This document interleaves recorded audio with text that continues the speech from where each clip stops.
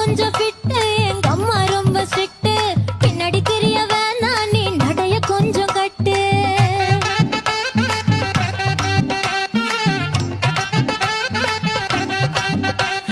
வண்டி மாட பூட்டி அந்த வாய்க்கா ஓர ஓட்டி ஊரை சுத்தி காட்டி உன்னை கூட்டின்னு போறேன் ஸ்வீட்டி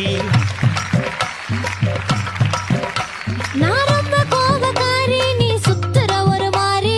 ஆடிக்கார ஏறி நான் போக போறேன் சாரி ஓ அப்படியா